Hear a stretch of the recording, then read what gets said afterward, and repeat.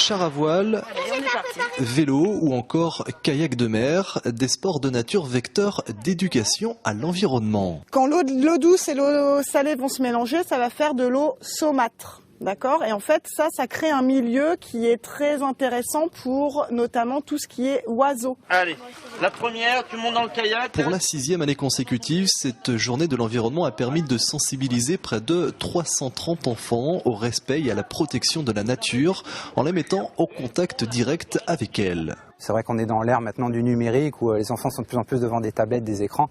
Et l'objectif, c'est de les faire sortir et de leur donner l'envie de faire des activités extérieures, sportives ou autres, pour découvrir leur environnement et le respecter. Et pour le découvrir davantage, outre les activités sportives, des ateliers pédagogiques sont également proposés.